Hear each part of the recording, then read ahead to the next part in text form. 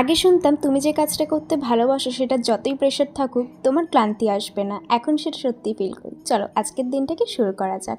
নিচ থেকে সমস্ত জিনিসগুলো উপরে আগে নিয়ে চলে এলাম এবং ডিমও এখান থেকে নিয়ে নিলাম। অনেকগুলো আজকে ডিম নিতে হয়েছে কারণ আজকে এগ দিয়ে একটা কেক হবে 5 পাউন্ডের, তো অনেকগুলো ডিম তো লাগবেই। এবারে একে একে আজকে যে অর্ডার ছিল সব কাজগুলো কমপ্লিট করে নিচ্ছি। এই যে কেকটা বানাচ্ছি এটা ছিল ফার্স্ট অর্ডার, এটা ইছাপুর থেকেই অর্ডার এসেছিলো এবং ক্লায়েন্টের টাইম নিয়ে কোনো ডিম্যান্ড ছিল না, বলেছিল রাত 12টার আগে যখন ইচ্ছে দিলেই হবে।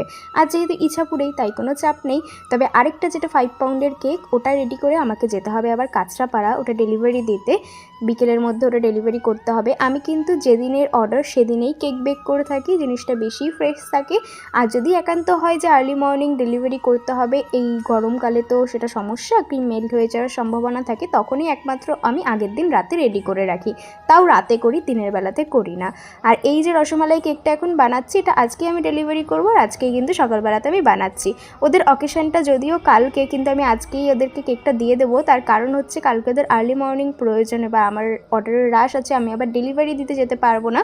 আর এত বড় কেক আমার না ফ্রিজেও আটছিল না, রুমে এসি চালিয়ে তারপরে রাখতে হয়েছিল। ক্লায়েন্টই ডিজাইনটা পাঠিয়ে দিয়েছিল। টোটাল কেকটার মধ্যেই কিন্তু প্যালেট নাইফের ওয়ার্ক হচ্ছে। এই ওয়ার্কটা করতে আমার না খুব ভালো লেগেছে। এই স্পঞ্জের ডিটেলস ভিডিওটা কিন্তু ইউটিউব চ্যানেলে রয়েছে মেজারমেন্ট সহ, তোমাদের যাদের প্রয়োজন তারা গিয়ে চেক আউট করে নিতে পারো।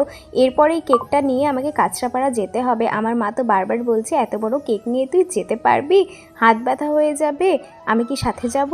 আসলেই হাত তো ব্যথা হয়েছিলই। তো এই ছিল আজকে দুটো কেকের ফাইনাল লুক। এবং কেকটা যখন আমি বক্স প্যাকেজিং করছি, বক্স যেন আর বন্ধই করতে ইচ্ছে করছে না, বারবার আমি কেকটার দিকেই চেয়ে রয়েছি, এতটা সোবার লাগছিলো। আমার না খুব লাউড কালারের থেকে এরকম হালকা কালারের কেকই বেশি পছন্দ।